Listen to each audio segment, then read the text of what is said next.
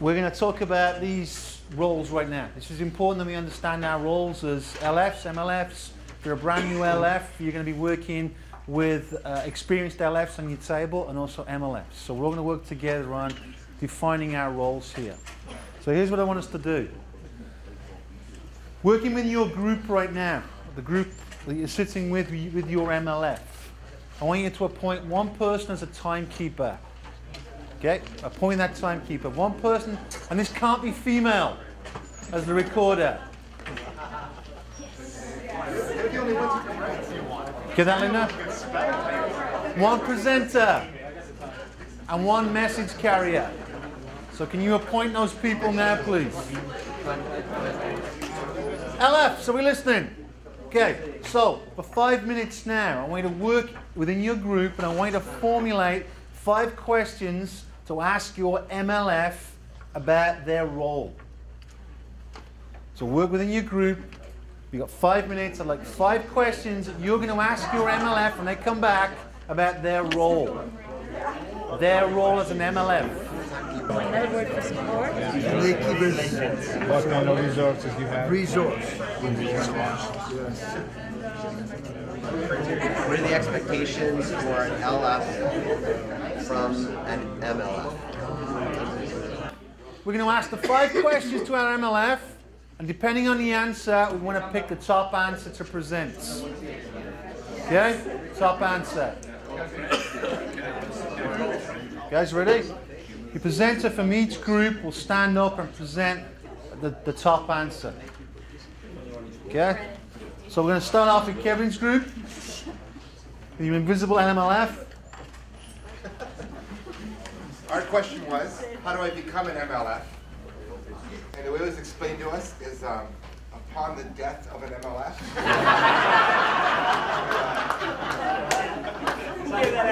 It's at the Catholic Church. Quote, when white smoke comes above the socket.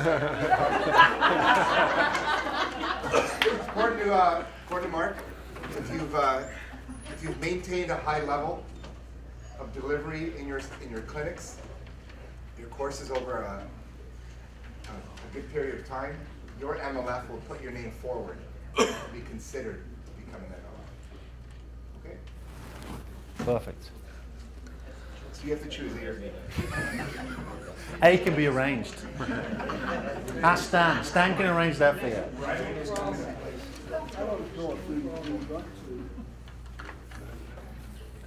Got one from Billy's group? Yes, so we did most of our talking about how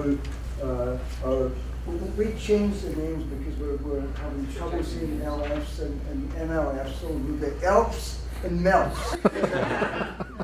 Anyway. That's a nice ring to it. We really focus on the support material that Charles could make available to us based on his experience in his many travels to the OSA. So we're going to share each other's email addresses, and once a month Charles is going to contact us all with updated information and resources to help us. Brilliant. Excellent. Thank you. Linda, your group. Who's your presenter? One of the questions was, how will your relationship, how will the master learning facilitator's relationship be with the learning facilitator after we've started out on our own or doing our own sessions? And we were advised by Linda that it's really a support role and she's there to liaise. So if there's any issue, if we run a session, one of our own sessions, and we find an issue, that we can email and set up a time to either talk on the phone, or if it can be done over email, that she's just basically just there, and to feel that she's there, and for questions and support. Yeah, present. Brilliant. Good. Thank you. Martin's group. I'm sure this was a long answer. No. There's a difference between detailed answers and long answers. Got you. Got you. Long answer. Start with the first one. Start with the first one.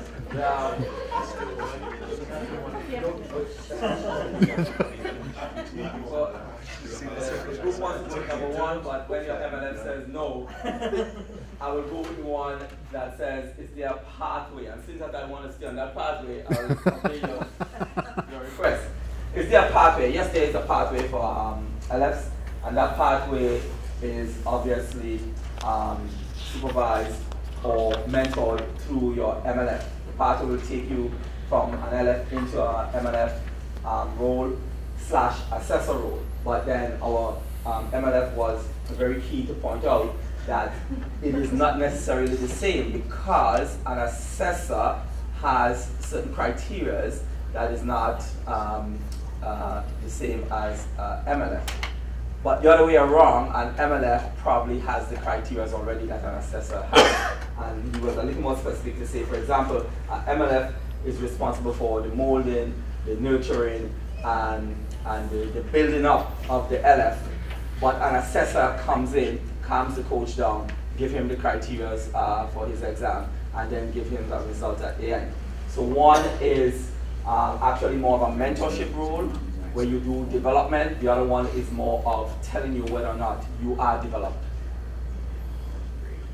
Thank you, well done, mate. Was that word for word?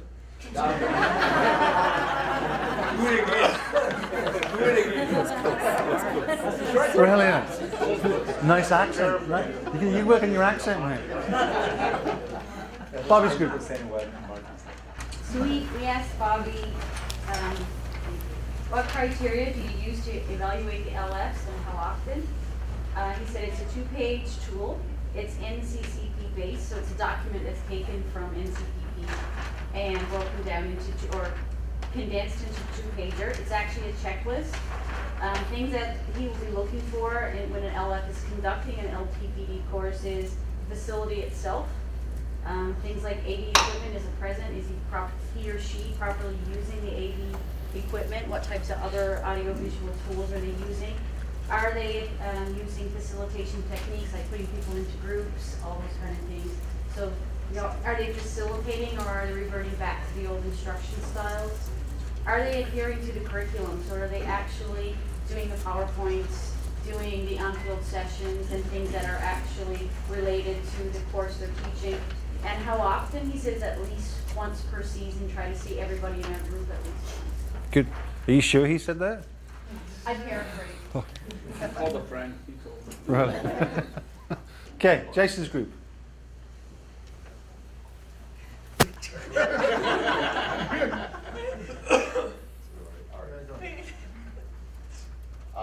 Ours was what support can you offer, and ours came down, Jason had it in terms of guidance, instruction if we need it, in terms of just helping us out in terms of methodology. Being that critical friend, listening, telling us how it is, not someone who's going to sugarcoat it when possibly it was an off day or was it a good day, and just having that critical friend who's available at all times. Next steps, where can we go next? Are we ready to be an individual, be on our own, or do we still need some of that co-facilitation to continue forward, and just to help with our own self-reflection? Why are we there, and in terms of reflecting on how our day and our sessions went. Brilliant, thank you. Good. Stevie's group. So we asked Steve what is he looking for when he assesses. Good. And he gave us some basically soft skills rather than the checklist items. So he's looking for knowledge, personality, approachability, willingness to adjust and learn, and professionalism. Good. Okay, fabulous. You want to hear the answer to the other one? You should hear the answer. Go on, lay it on us. They asked me how I got my job, so I just wrote experience, qualifications, and having you on my Christmas list. It's coming up, mate, it's coming up. Perfect. Team Morandini's group.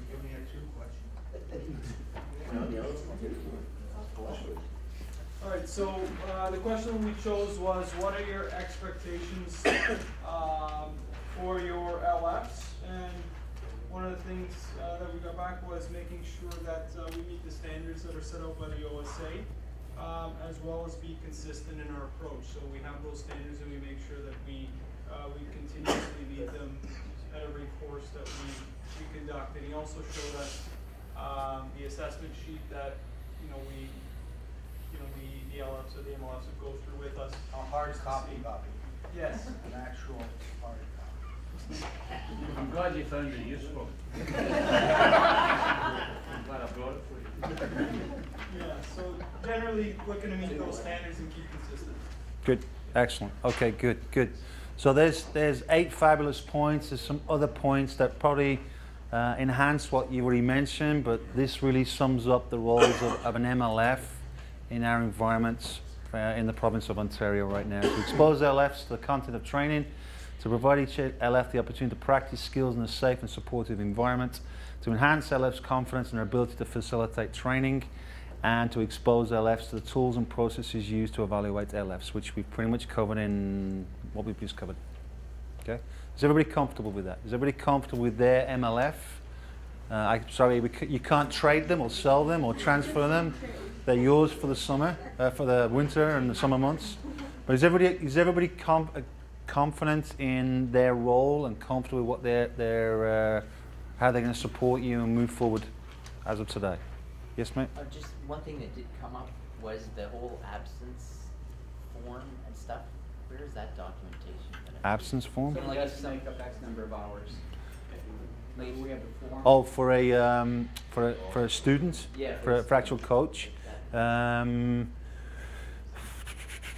have to get back to you on that one. It's a good question. Yeah. Yeah. Yeah. Yeah. So okay, just for the new LFs, just to expand on that. Let's say, for instance, we have a coach who's attending a course. Like today, we've got poor Glenn. Glenn's had to leave on a family emergency, so he's been here till 1 o'clock. He's had to run home and take his daughter to the hospital. So he's missing 4 hours this afternoon. So in the past, we used to have a hard form that we'd fill in and we'd say that Martin was there till 1 o'clock. He missed the last 4 hours, and this was the content that he missed. He would then take that to another course, and the instructor would allow him to take the 4 hours that he'd missed. That's what we're talking about, right? Okay. So I'm going to have to get back to you on that. I think we had instruction from CSA. We couldn't do it? Yeah. Okay. Just retake the whole course. Good. I'm glad you reminded me. I couldn't remember. Yeah. So there we go. That's why we don't have a form. Related to that, how much grace do they get? None. Like if they're 15 minutes late in the morning on the first day. Well, as the LF, you would use a judgment, right? Yeah. If they say, okay, I'm gone for the last 2 hours, I can't make it, that's not fair to everyone else who's there. So they're saying, yep. The course is incomplete, you have to redo it. The first after the start we had in Newmarket, we had a coach say, I'm going to be there, it starts at 6, I can't make it till 6:30. When we talked to Ray Clark, he said 30-minute grace. If he comes at 6:35, you ask him to go home and do another course. He showed up at 7. I actually said to him, I'm sorry, you can't be on the course. It's tough to do, but we got to make sure it's fair for everybody that's been there for the whole course. Yep. Same as the instructor. What we get a lot of is in reverse of that. My son happens to be playing at 4 Yes, we o'clock. do. Yep. We get a lot of yep. That's absolutely not acceptable at all. Not acceptable. Can you also make sure that the clubs know that? It's in the hosting application we send out, but we will we'll make sure that they're aware of that. Yeah, it's 100% attendance to be able to get your certificate. Because sometimes it happened to me once. Sometimes the coaches come there, and then at the end of the day, maybe an hour or two, they don't tell you in the morning. Yep. And they say, well, I have to go. I told the club. Yep. So no, that's absolutely. We'll make sure the clubs know that, but you need to make sure you verbalise that when you start the course. As I did this weekend, you need to be 100% attendance this weekend. So when you first start, that's part of your opening statements. Is the course is 4 hours, 8 hours, 16 hours. You must attend all 16 hours to get a pass. That should be part of our opening comments. We all okay with that? Agree with that? Yep. Good. All right. Okay, task 2. I want you to stay in your same groups, but I want you to change roles now. So if you were the scribe, pass it on to somebody else. If you were the message carrier, somebody else is the message carrier.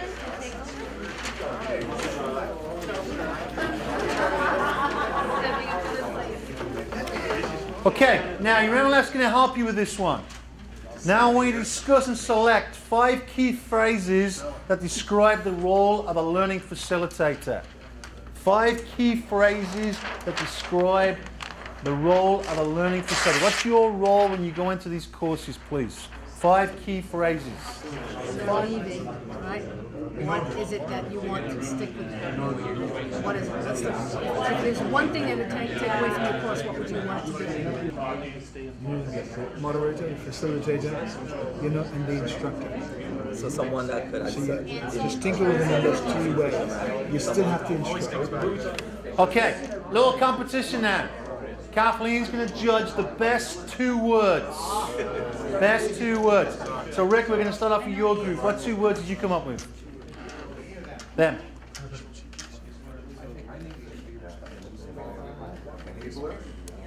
Listening, guys? Enabler. Enabler and empowerment. We get that? Stand up and shout it out, man. Enabler and empowerment. Don't like him?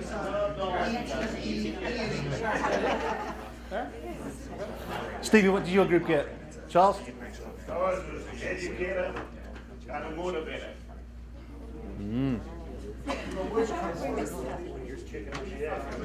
Jason? Stand up, Dish. Oh, you are, sorry. You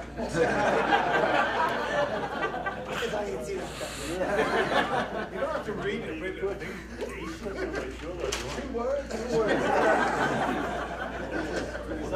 We think that the LFs, you have to be inspirational and you have to have fun. You got to make it fun. Fun's got to be key. Okay, good. Good. Bobby, your group? Our group said respectful There's no respect right there, man, was there? Can you control your group, please, Mr. Beck? Bobby's words were violent conduct. Well, we went with a respectful listener. Respectful listener, okay. Okay, that's a nice one, okay. Gary, your group? Knowledge and engage. You presented last time. They pointed at me. Disqualified. I feel used. What did you say, mate? I feel used. What were your 2 words? Engage? And knowledge. Knowledge, okay, good. We also had engaging and facilitate. Engaging and facilitate. Okay, Linda? We had guide and engage. Guide and engage. Kathleen, what do you think? Oh, sorry, go ahead. Martin's group. We had effective and fisherman. Fisherman?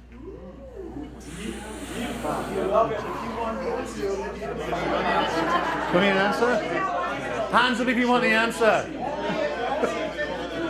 2 words. We got 2-word answer for the fisherman.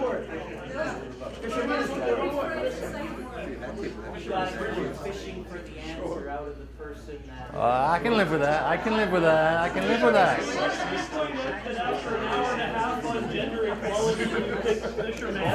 Oh! You give me the term for Fishing. Fishing. Okay, brilliant. Okay, pressure's on.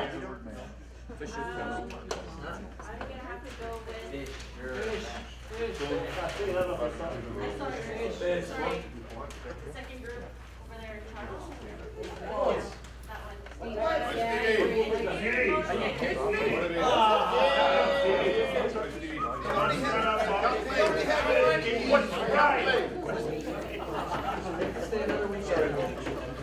Here's what I had.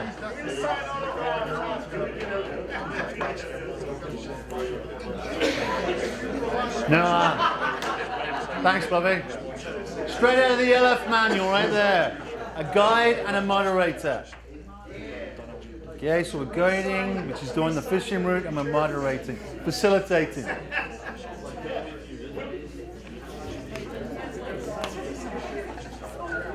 Okay, now we've clarified that we've got a fisherman and we can't use that anymore. Have we got a basic idea of our role in what we're looking to achieve when we arrive? We're looking to facilitate, we're looking to guide, we're looking to educate. Some of the key words that came up there. We're all in agreement with that. Okay, good. We're going to get into a little bit more depth now. So on your table, I put a card with a color, or a W, or a B, or an A. And there's a question that goes with each of your colors. So I'd like you, rather than me read them out, I'd like you to work on your question within your group. And we've got 5 minutes to do that. Okay, so you've got 5 minutes to work on a specific question on your table within your group. Okay, let's go. 5 minutes. We're going to ask each group to stand up and present. But there's a few little rules I want to follow. So, the blue group, you're going to start off.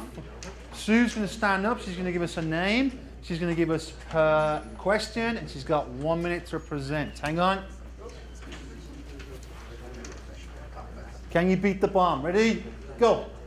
Hello, my name is Sue Ellis. Our question today is list the key responsibilities of the LF pre-workshop. The first thing we have put down on the sheet is to confirm facilities and equipment. Very important that we review and be very familiar with the course content and materials before going into any LF course. The workshop package, always make sure that you open the workshop package and make sure that all the material is inside and it's the correct material for the course that you will be presenting. Make sure the literature is all there and that you'll have enough material for all of the members. Make sure you have a backup plan in case there is a problem with the audio-visual or anything, charts, etc. Make sure you have a backup plan, extra information. Regularly check your E2E lists, etc. And contact your MLF regarding evaluation dates just in case there's possibility.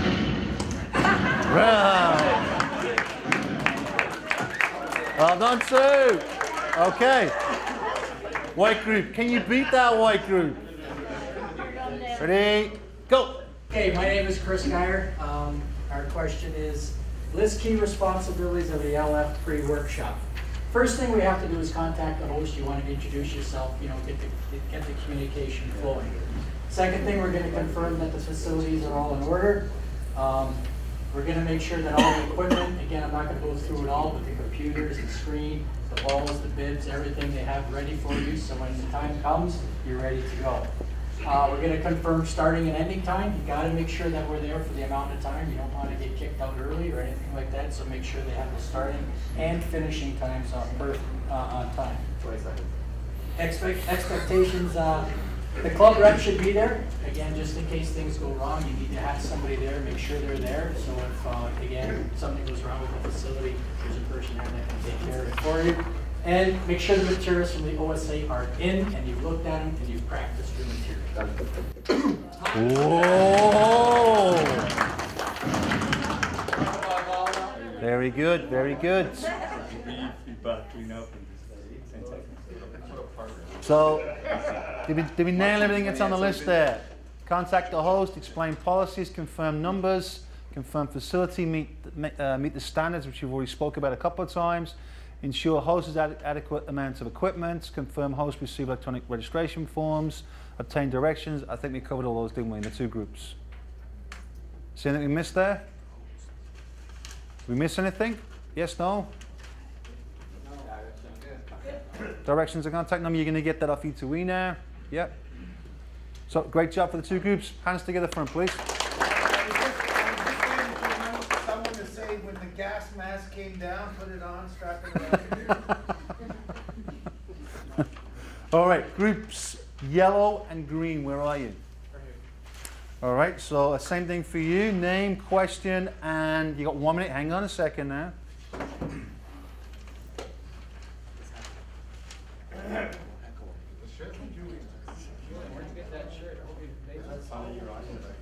No, it's his shirt reflection. Go!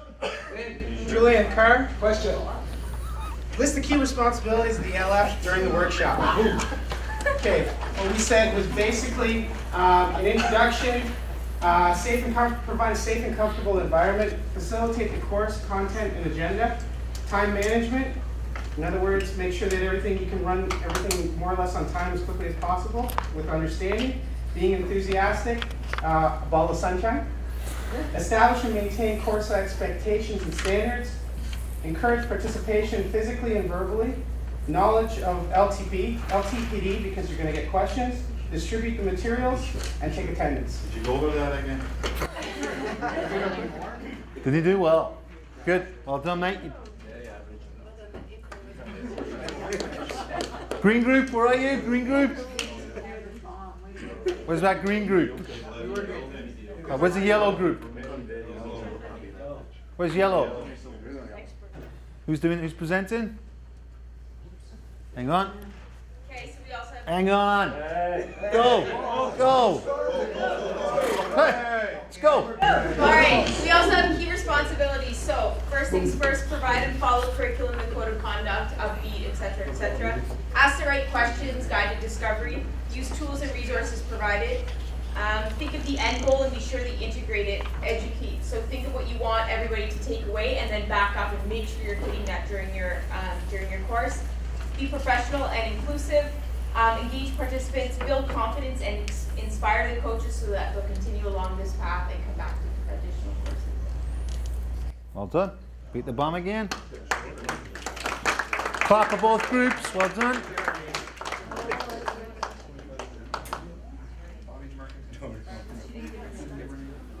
Missed your name, yeah. Here's a big one. And I don't think whether we covered that or not. During the workshop, arrive 30 minutes before the start of the workshop. First impressions is a big, big thing. Okay, you need to make sure when candidates are coming in, you're there to receive them. You give them a handshake, welcome to the course. They know you're there, you're organized, you're ready to go. The last thing I want to do if I'm paying for a course, I get there before the instructor and he's running in and he's struggling to get his computer working. Bad start to the day. Or right away you've got people questioning who you are, what you're doing, and why you're doing it. Really, really important. And I think we pretty much covered the other stuff, didn't we? Okay. All right, good. Next group. We're now looking at, where are we here? The red group. Where's the red group? Hang on, hang on. Hurry up. It's getting late. My fingers are getting sore. Ready? Name. John Ardila leads key responsibilities of LF post-workshop. Just make sure you keep enough time to debrief and to get a feedback from the coaches. Don't forget you gotta clean up, right? Don't leave things behind.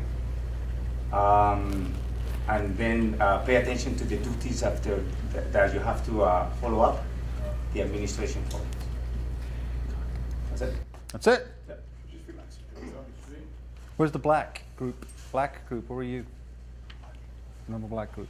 Yep. Oh, pink. Where's the pink group? You'll go ahead. Hang on, let me clear it. And go. I'm Dermot, and we're also doing the post-workshop requirements. So we wanted to check off attendance so we know how to update the online forms.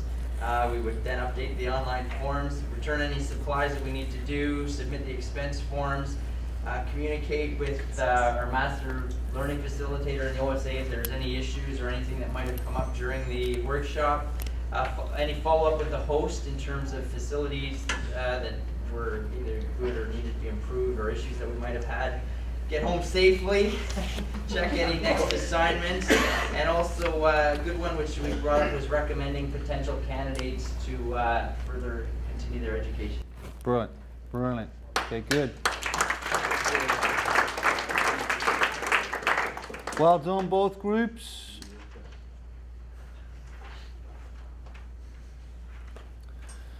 So encourage participants to complete the workshop evaluation form online and print the certificate. We heard that today from E2E. Update and submit electronic course within 7 days. Complete and submit electronic expense with course registration forms. Collect and store unused workshop materials. So we know what we've got left. This year we've done very, very well. We have no inventory at all, which is great. If you get it. If you get it. Okay. Group W. Hang on a second. So name, hang on.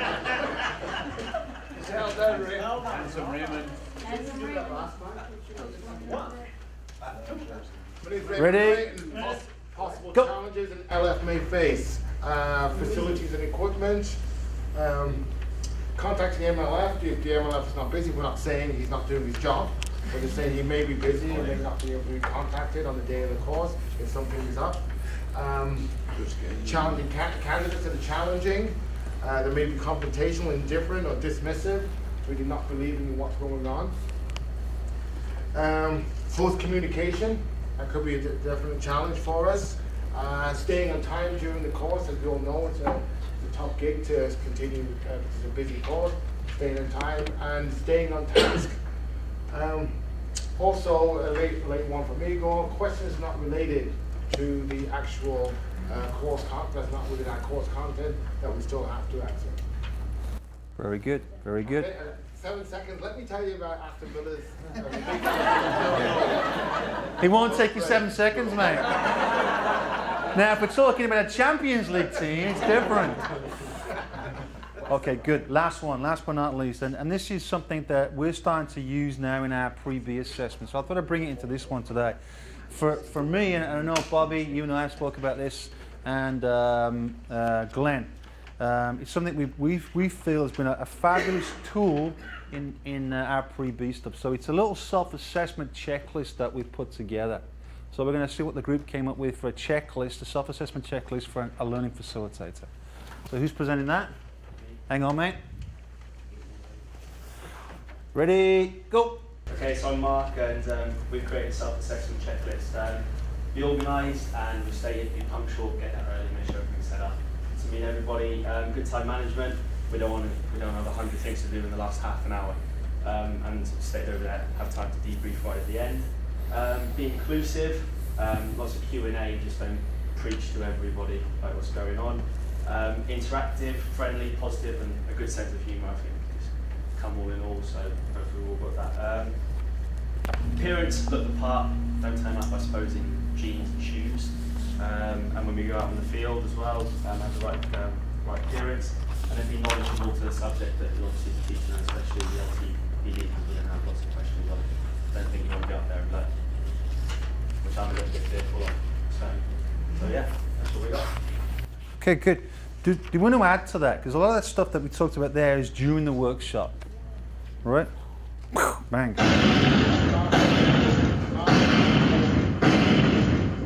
You okay, Dermot? Yeah. So some of the stuff we talked about there is during the workshop, how we look. Is there anything that we want to add to that as a group from a self-assessment? So when you're driving home and you're thinking about how the day went, is there something that you tend to use or something you'd recommend as self-assessing your day? Well, you should reflect on what went well, what went wrong, what would you change? Okay, yep, good. Anything else? Yep.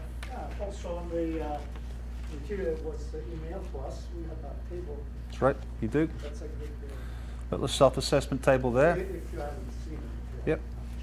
If you've read the pre-readings, you've seen it, mate. I found it helpful. Good, very good, very good. Anything else you want to add to that? Linda, do you use anything? Typically, like standard-wise, no. But in myself, I use the stop, the green, red, yellow. Right. So start. The green is continue to do something that went well. The red is stop. Don't do that one again. And the yellow is move ahead and think about maybe can I improve it. Right. Good. Rick. Yep. It doesn't mean drive faster through the One of the very first slides in the PowerPoint presentation for each of the courses are course objectives. So there's 5 or 6 bullet points right at the start. This is the objectives of this course. So just reflecting on those objectives. Did you meet these objectives? If you didn't, you've got a problem. Good. Very good. Rick, anything you use? Mark, outside of what was said already, I've always looked through, and I'm sure everyone has, the evaluation from the participant. Right. At a glance, Yep. to see if there's anything in particular that's a good feel from their perspective. Yep. Good. Yeah, we'll make sure we're going to make sure what we'll do is once we've looked at them, we're going to make sure they're anonymous. So we'll make sure the email addresses are off, and we'll send them back to you. Yeah, we'll work like that. But generally, it's about you feel good in these particular Right. areas. Yep, definitely. About presentation, about engaging people. Yep. And people left, those kind of Yep. And going on what Rick said there, I want you to be honest with yourself. We can all go, yeah, I did a good job today. But be honest, break each section down and if you're uncomfortable in one of those areas, you're not getting that happy thoughts or you're not getting that warm fuzzy feeling, go to your MLF and talk to your MLF about it. Maybe they can help you improve in that one segment of the course that you're not completely sure about. Or you tend to skip through because you're not 100% sure on the material. So it's really, really important you start to analyze, self-analyze yourself on these different modes of the course. Okay? Yes, mate. Sometimes as well when you're doing your self-assessment, it's about a lot of the time it's subjective, and then thinking about how do you actually check to see whether it's actually gone well or not. So have you put anything in terms of an assessment as you've gone along? How do I actually know that went well? Rather than being subjective, oh yeah, that seems to go well. How do you actually know they understood? So have you put a little activity in there where you're actually just checking for learning and understanding? Right. Right. For sure. Yeah. Good. The other thing, because when I run courses, I create my own script for the day. So as I'm going through the day, if something is going awry or going really well or the timing's off, I just very quickly make a note on that script and then I'll have it when I go later and redo the course again. Something I found helpful. Good. Good. Charles, anything again? Just break it down a little bit on, okay, we have presentation PowerPoint. Done well, could be done by the next steps. Then we go to the moderator work, the groups work. The same assessment applies.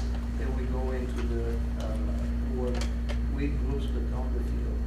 And quite frankly, after every course, there is a little upgrade of the way I present it, the way the knowledge increases, its meaning reaches the audience a little bit more powerful. That's what they find. Good. Yes. Good. So experience of just becoming more comfortable with the content and there's the experience of delivering. Exactly. Asking the specific questions helps quite a lot. Yeah, Bobby. We have to have fun doing this. Yeah. Because I hear lots of comments, you know, the facilitator, or dull, this and that. Although it's a 7 or 8 hour day or 4 hour day, we've got to enjoy this. And I think a lot of us have got to go with that attitude as well. Totally.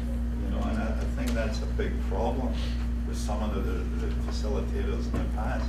We have to go and enjoy, and I think it comes from us to them. I said the word passionate, is it fun? But I think that has to be a big part of the person that's leading the class. Definitely. And just add into that, mate, I want us to be very, very aware of storytelling. We don't have time for stories. As you pointed out up there, staying on task is crucial. And if you start getting into your memories and your stories about what you've done and how you've done it, we're going to lose time big time. And you're never going to get that time back. And in all honesty, you may think those stories are interesting, but the majority of the group don't. And a classic example for me was, this might sound a bit random, but I took a fly fishing course in April. And I wanted to go and I wanted to learn how to fly fish. I sat there for almost the whole day listening to stories about the guys who were instructing the course on the fish they caught. I didn't catch a fish because they never gave me a chance to fish because they're too busy telling stories. So what did I get out of that course? Nothing.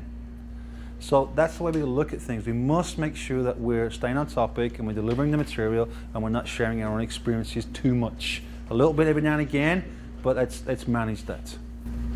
Mark, I just want to take what Mr. Bill said and kind of turn it inside out. Remember, at the end of the day, we are facilitating an audience, and the real pulse, heartbeat is really and truly how they're responding. Because it's like being a DJ. You're there enjoying the songs you're playing, but there's nobody on the dance floor. Right. So. Great analogy. Great analogy. Yeah. Yeah. Good. Great point. Great point, Frankie. Great point. Yep, it is. And I just want to add to that, and yesterday I didn't do anything on the fields. I was able to bob around and watch and take a look at body language and just get a feel for the way things are going. I'm big into that. And I think yesterday, especially on the field sessions in the morning, I think we got caught up in content a little bit, didn't we? In the technical content rather than facilitating. Our job is to facilitate, not to get into the real specifics of the. We can find technical content anywhere, But it's your job as a facilitator to facilitate and create that environment where they're going to learn, and it's the way we do it. And I think we've spent a lot of time yesterday looking at Bobby, looking at Rick, and looking at the other MLFs, giving you ideas on how to do it. But it's so easy to fall back into the way we used to do it. We've got to keep moving forward with these new ideas and new processes and the way we deliver things. It's very, very important. We're dealing with a different customer now, as we've spoken before.